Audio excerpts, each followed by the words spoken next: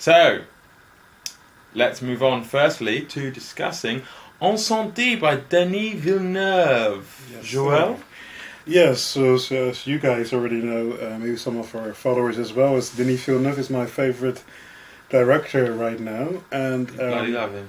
I do. And this is the first film I've seen of him, called Incendies. So directed by Villeneuve and written by him as well, with a little bit of support from Valérie Beaugrand-Champagne. Good one. Good, well done. Yes, I'm not sure if she's married to someone who's famous for champagne, or if she is, her family is herself. But anyway, it's a great name to have. Beaugrand-Champagne. What does that mean? Like nice big champagne. Yeah, probably. It's a perfect name, actually. Beautiful, great champagne of a nice big. I love it. It was released in 2010, and it stars Lubna Azabal, There he goes. Melissa Desormeaux-Poulin, and Maxime Godet. Désormais. That must mean something like commiserations or something.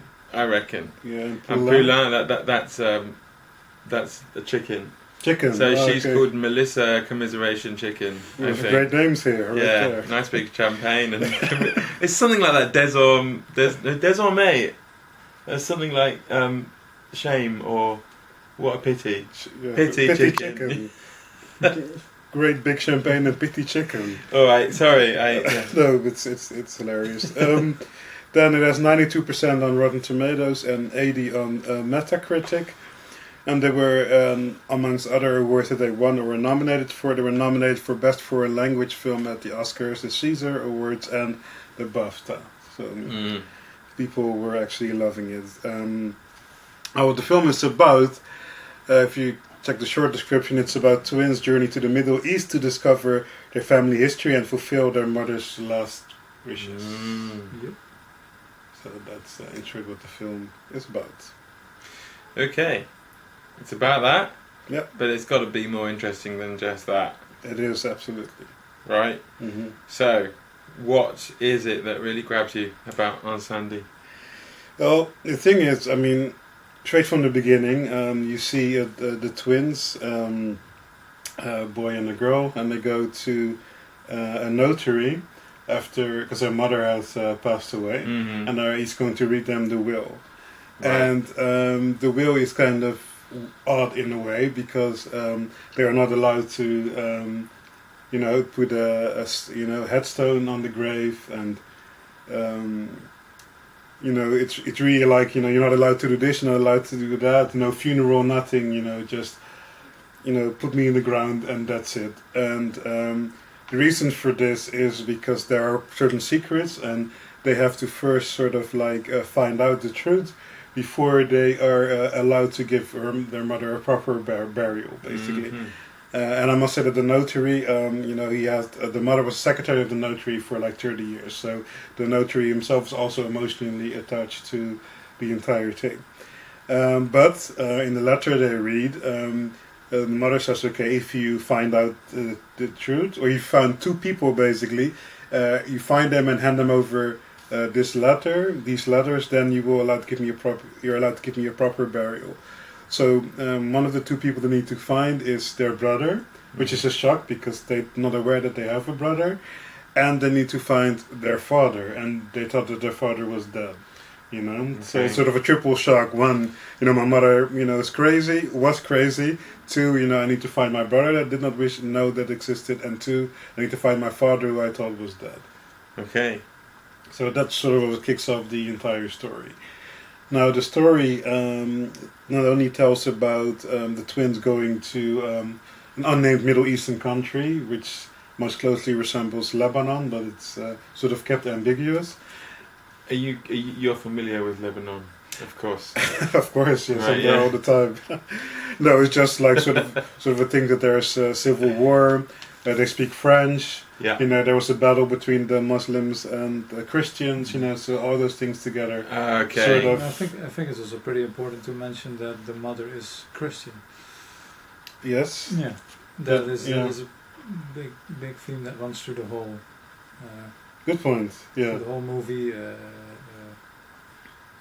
the fights or even the ethnic cleansing between Christians and Muslims in that area, which is not called Lebanon, but it basically is, or let's say Middle Eastern area, from the Middle East. Yeah, correct. So basically the story not only tells about the twins going to find their brother and their father, but it also shows the history of the mother, what she did during the Civil War, how she was imprisoned, and how she was finally released, and in the end ends up in French Canada, basically. Okay. So basically, that's the two things you see via flashback. You see what happened to the mother when she was younger, and you see in the present time the twins finding those two relatives, basically. Yeah. Right. Roy. Yeah. What didn't you like about the film?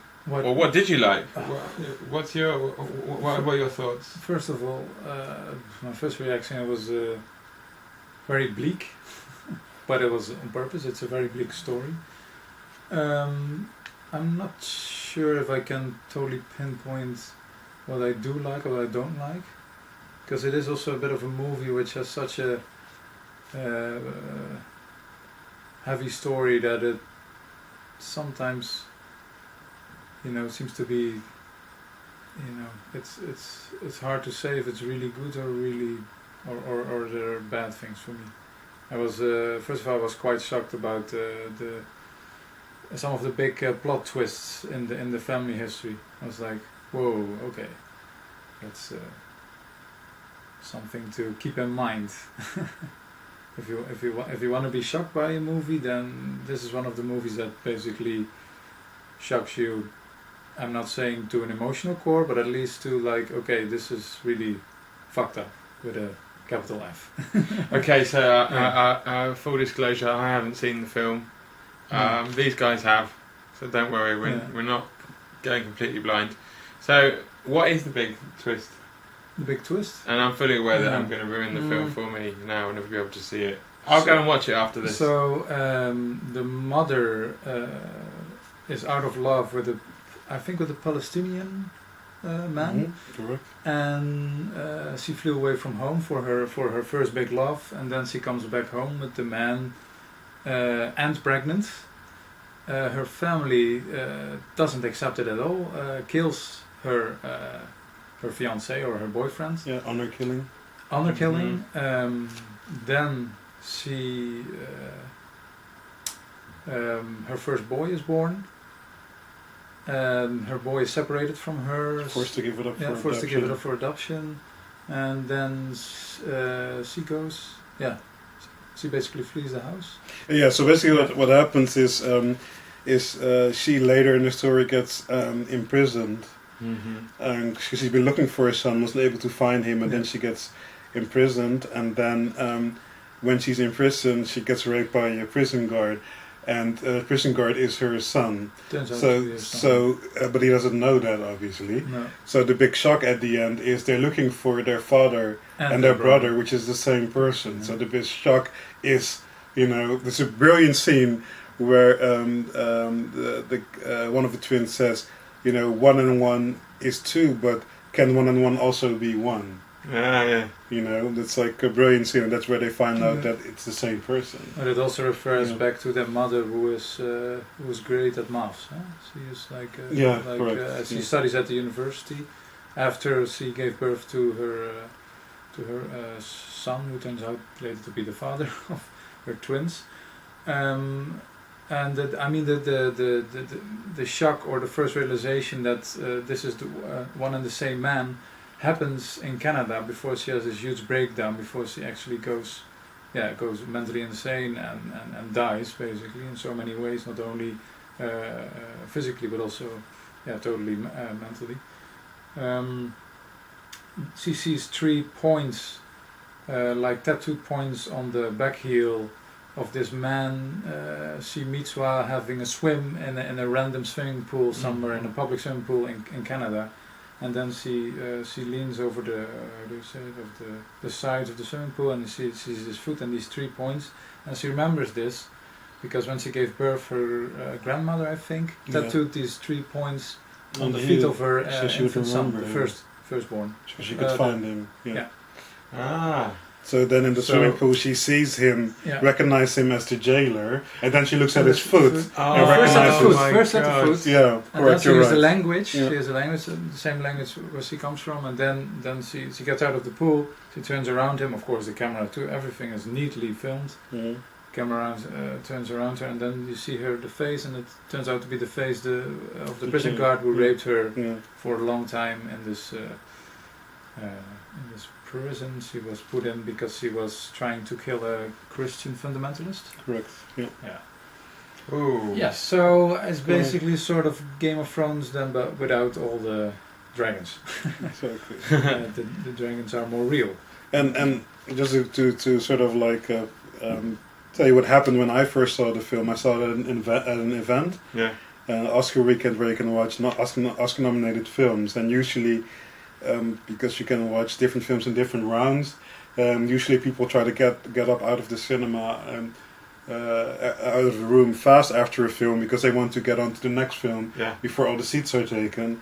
But after this film, after the end credits, people were just sitting there quiet, just staring into nothing. Like everybody was so shocked, nobody moved, and just until like 5 minutes later, where the people who wanted to watch the next film in the same room started to come in, people started to wake up. I'm not exaggerating.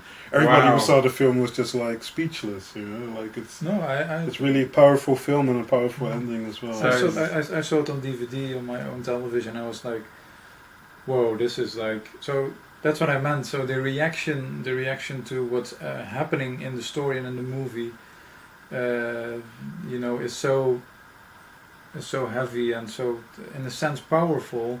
That it kind of for me was like, okay, what is then good or bad about the movie? I couldn't take that distance immediately. Okay. Like it gives.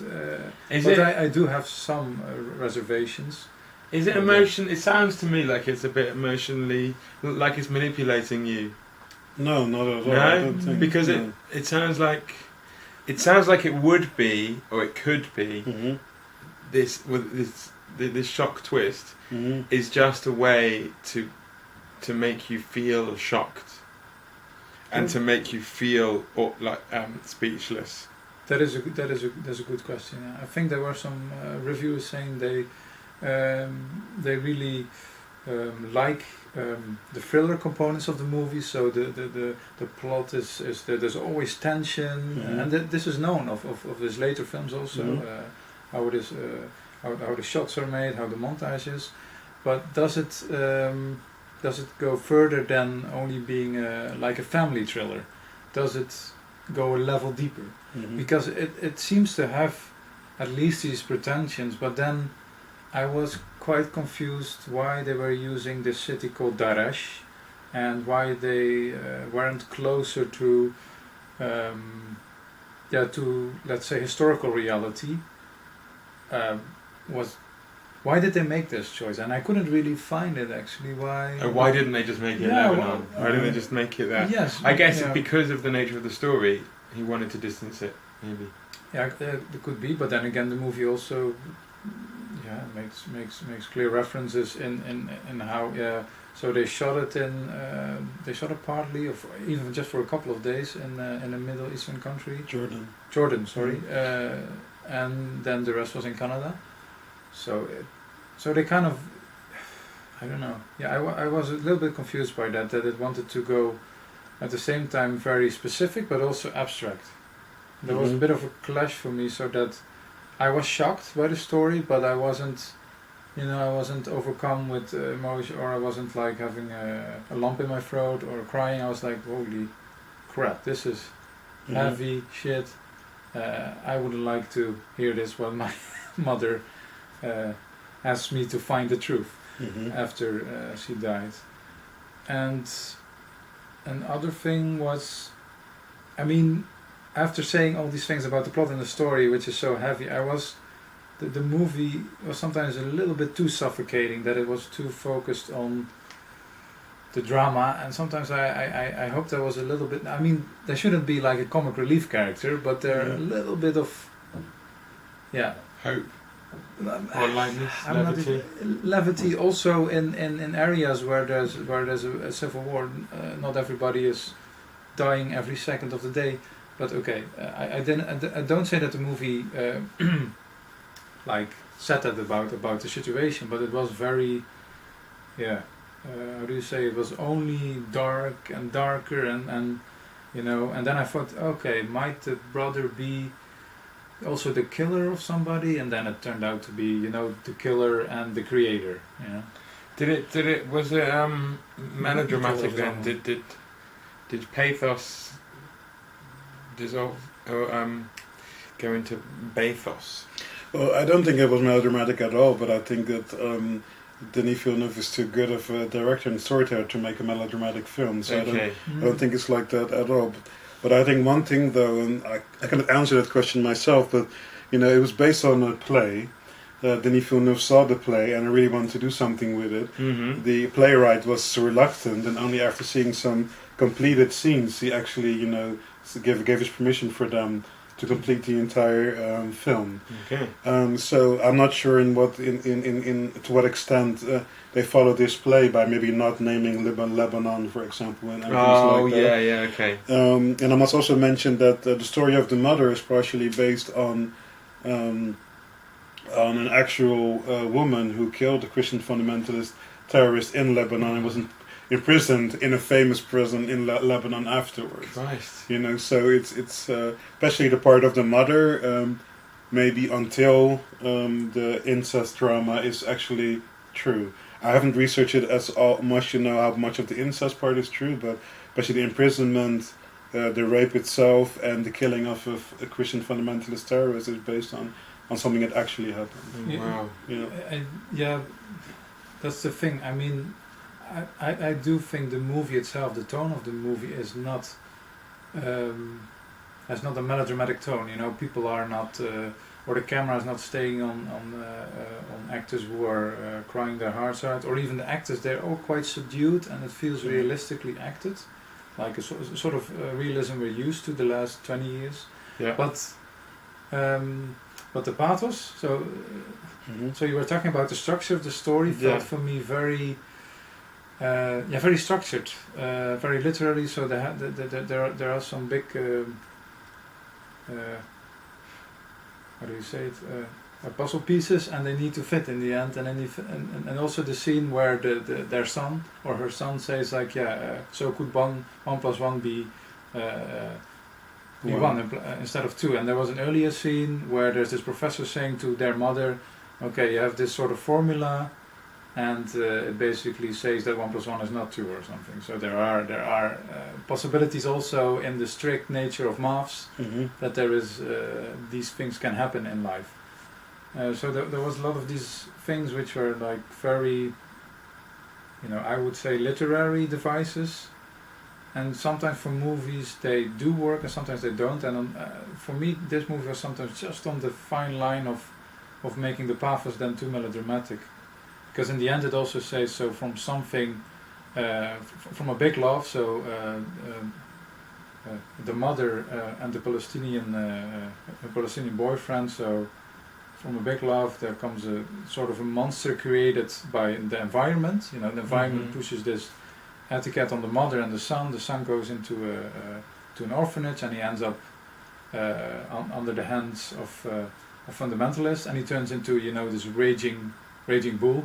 Yeah. And then he basically destroys his mother's life, but from that the twins are born, which are twins who grew up in Canada, and they are relatively, let's say, you know, they try to reconnect with the past, but they also try to find peace.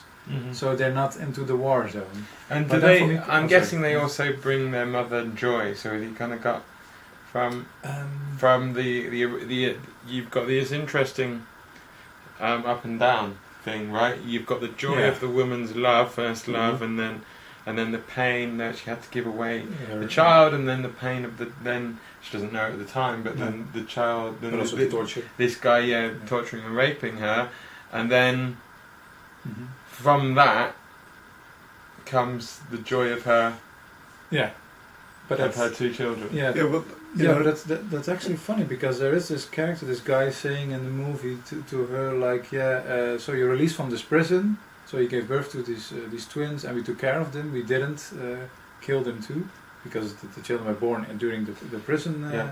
And okay, now you go out and now you try to find them and you try to get your life moving, but you see her life, she's totally broken. Mhm. I mean, there is this small scene in the prison where she finds out that she's when she's pregnant, and during the pregnancy, she's stomping on her belly.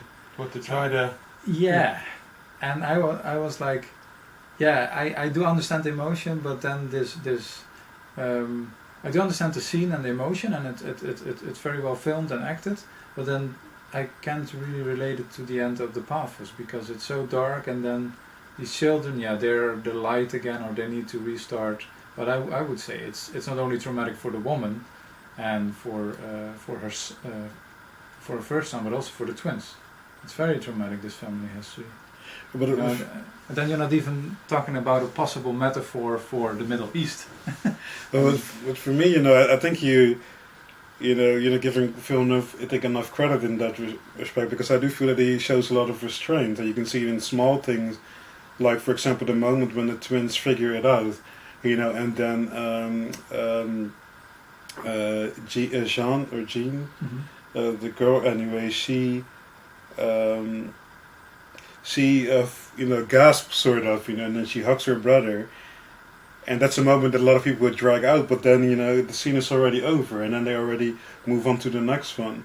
The moment when you see, for example, the son, who's also then the father of the twins, when you see what happens to him, you see only one scene where you see him being a sniper, basically, seeing him shooting at people, because he's under the wing of a warlord, basically. But they also don't drag that out or anything, or they don't make him, like the big bad sniper of the, of the warlord. You know what I mean? Like, he shows that restraint, and even in the end, where the son, is also the father of the twins, gets the 2 letters, and it's also a scene where I think Villeneuve shows restraint, and he does a good thing. It's especially something that is not happens a lot in Hollywood in general, is that you show a sympathy, for a rapist, and especially an incestuous rapist, even if you did it unwittingly, because in the 2 letters, that the mother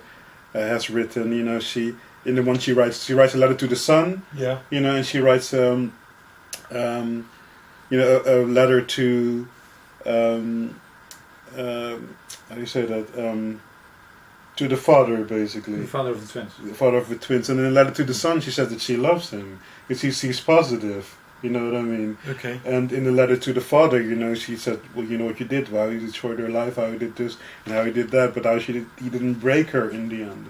And for me, that there's sort of the positive thing almost, where she expresses her love. That's not something that happens a lot in a Hollywood film, showing something positive, showing a love for someone who's a rapist, an incestuous rapist at that.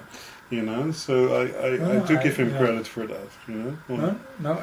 But that's the thing. I give him the credit for the fact that he's so much restraint within the scenes, within the tone of the film, but the overall structure, and that's also the source material, I suppose, is in a sense very heavy-handed, and might turn into a melodrama if you don't show restraint. So I'm not saying that he did that wrongly, but I think he almost needed to break, because if you would fully play it out to more what you would call more Hollywood laws of emotion, and then it would be like maybe scenes where the mother is crying a long time and just fulfilling this sort of feminine way of dealing with grief. And in this movie there were these details, but that's what I mean. The overall structure, the overall the end punch, the pathos is really it's for me it was kind of too. Yeah, that sounds weird, because it's about very bad things, but for me it was a bit too clean then. I suppose if you hear these stories, I think if I heard a story that my father would be my brother, I would have personally, I would have total mental breakdown. Yeah. And the characters, the twins, they do have a lot of sadness, and they find also, comfort with each other. But there's no. I would have actually wanted to go on and see what kind of their mental states would affect. Mm-hmm. In a sense, Well, the you movie have was to also wait very for- bare You bones. have to wait for Incendies too. Yes, Yeah. yes, Incendies too. Yeah. Well, one question I wanted to makeup. I wanted to ask you was one of the things I found interesting is Lubna Asabal, who plays her mother.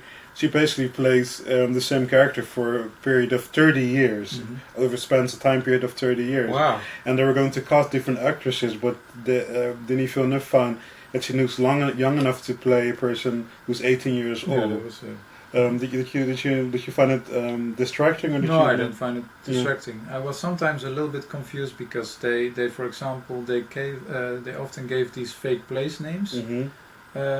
on the screen, but then they didn't really use the time. Which, I mean, you're smart enough to figure out yourself. But sometimes I was a little bit like, oh, wait a sec. Oh, we're now back in the current. So then the jump cuts were very seamless. And then suddenly it was the daughter who was searching for her mother in the same place where you saw the previous scene, which was in the past. Yeah. So sometimes that was for me a little bit like, okay, Mhm. it was very seamless, but maybe a bit too seamless. Yeah. Good point. Yeah. Yeah, Too seamless. too seamless. Yeah. So, any more thoughts on us? Okay, we haven't been pronouncing it properly. I think it's Incendies. There we are. Incendies. The German title is De Vrouw die Zingt, and that's also like a big plot device in the whole movie. That's how many people recognize the woman who the twins talk about. You know, when they ask questions about to local people, do you know my mother? And then often they say it was the woman who sang, and they say, okay, or they totally shut up. Or they say, okay, it's this woman, you have to go there, and she was in a prison. And so for some people in that area it stood for somebody you couldn't talk about because it was a terrorist, or for other people it was more a martyr, or somebody, who gave them sort of hope for the certain cause. And so, it also reflects back on that conflict situation.